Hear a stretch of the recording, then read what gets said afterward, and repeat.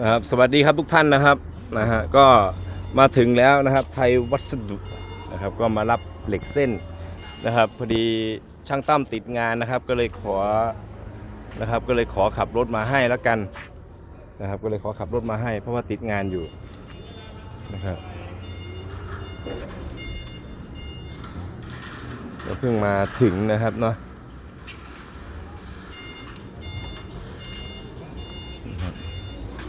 ก็จะเอาเหล็กขึ้นนะครับตอนนี้บ่าวนุไปเอาบินอยู่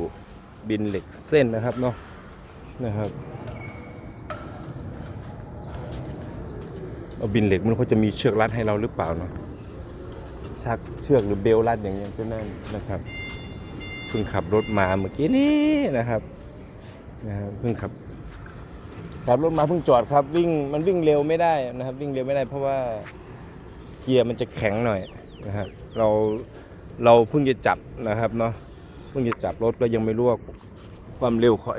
ระบบของเครื่องมันเท่าไหร่ระบบเกียร์เนี่ยมันเหมือนกันหมดครับรถใหญ่นะรถใหญ่ระบบเกียร์เหมือนกันนะครับแต่มันจะแข็งหน่อยท่านเองนะครับแต่ก็มาถึงแล้วนะครับเนาะถึงแล้วบ่าวนุกำลังไปหาป้าอยู่นะไปเอาบินนะครับไปเอาบิน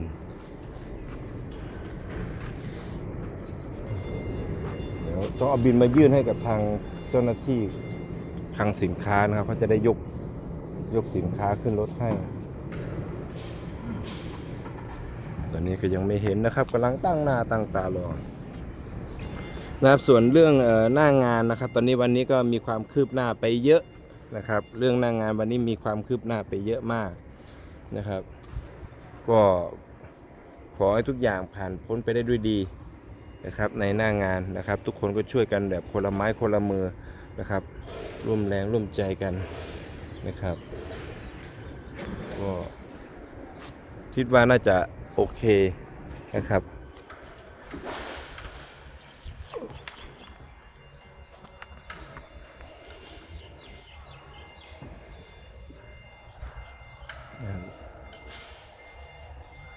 อันนี้ก็รออยู่นะครับนี่โอ้โหรถนี่ฮะเอามาใส่เหล็กพี่น้องเอ้ยเจ้าเบิงเอารวด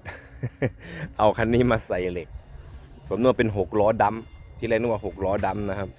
อันนี้เป็น6 ล้ออันนี้เป็น6 ล้อบรรทุกนะครับบรรทุกพวกรถไถรถแมคโครเล็กอะไรเงี้ยจะใช้ตัวนี้บรรทุกได้นะครับก็เลยตามบอกเอาคันนี้ไปเลยครับพี่จัดเลยนะครับนะจัดให้เลยนะครับจัดให้ขับมาถึงเรียบร้อยแล้วนะครับขับมาถึงเรียบร้อย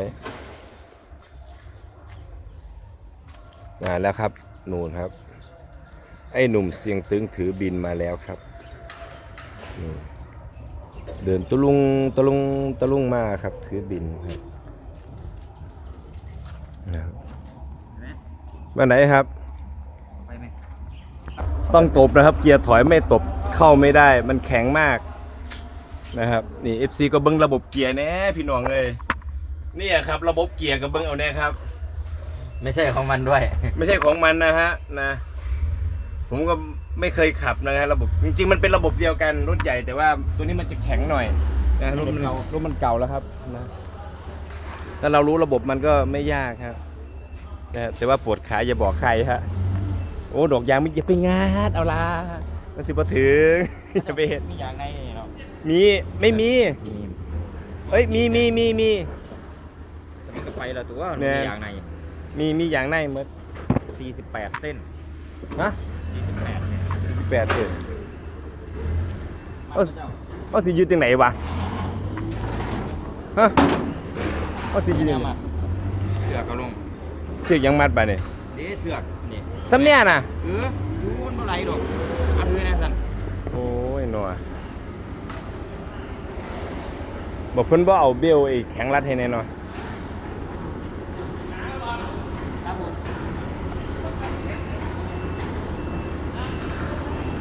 ขึ้นแล้วนะครับตอนนี้เหล็กขึ้นแล้วนะครับจะงับตรงกลางเลยนะครับตัวพอดีครับ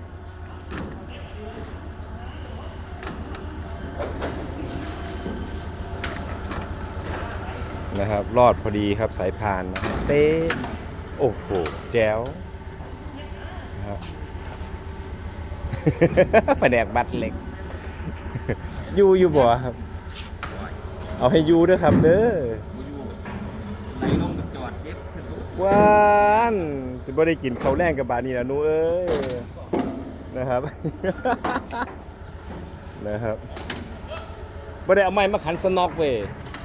ขันสน็อกมันจังแน่น ทำกันได้ บ่ เป็นอะไรนะ เป็นย้ายมาได้เมียหน้าคุณหันลุงอ่ะ ค่ะ กำลังเฮ็ดอยู่ครับ นั่งเห็นบ่ ครับกำลังเฮ็ดอยู่ ก็ให้รถได้เบิ่งให้รถได้ง่าย โอ้หลายคันหาคันพุ่นแล้ว หาคันหมดละ โทษหาคันพุ่นแล้วครับ เฮ็ดเป็นห้าชิ้นบ่ แม่นครับ มาตุ่มออกแน่ปมมันน่ะอย่าให้มันคาผมเด้อว่าคายผมออกแน่ ปริมาณเพิ่มเนาะ ครับครับ อันนี้เด็กรถใหม่นะครับ เด็กรถใหม่ครับเพิ่งมาสมัครงานวันนี้ครับ ก็กำลังสอนงานนะครับ เด็กรถครับเด็กรถนะครับไม่ใช่โซเฟอร์ ถือโอกาสซัดเลยเรา เนี่ยครับ ก็พอดีครับมัดนี่กับมัดท้ายดึงไว้ท่านเองนะครับเนี่ยนะครับโยงไปถ่ายเลยก็ได้นุยังไม่ต้องมัดเด้อดึงไปถ่ายยาวไปเลยนะครับ อยากซอยอยู่ครับแต่มือบ่ว่างนะครับเนาะมือไม่ว่างมัดนะครับเลยให้มัดคนเดียวนะครับ เออมันคือสิทรงสิบนแนน ได้มั่นใจเด้อ วาย มัดก่อนบ่ ไปคือการมัดรถ เสือกกับเสือกใหญ่เลยไม่ได้มัดง่ายเด้อ เสือกเนี่ยมันเป็นเชือกปอตัวนี้จะมัดยากนะครับนะครับ ถ้าเป็นเชือกอ่อนๆน่ะมันจะมัดง่ายครับ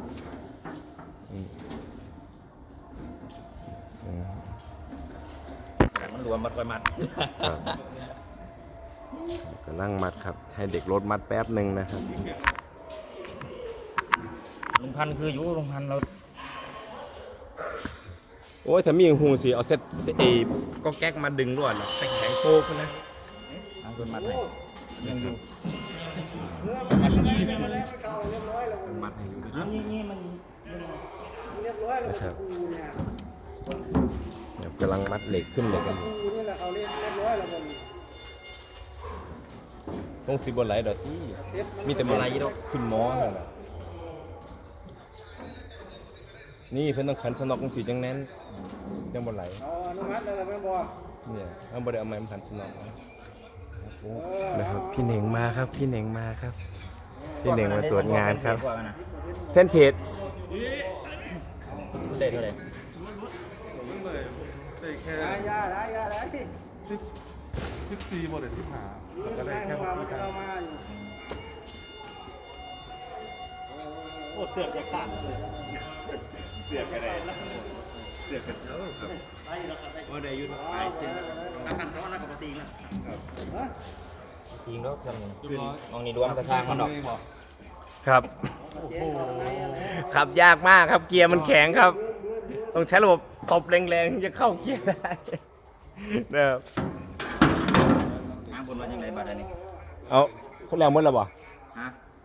เจอแล้วรู้ถาม โอเคครับผมอยากจบคลิปเพียงเท่านี้เดี๋ยวเจอกันใหม่ในคลิปหน้าสวัสดีครับ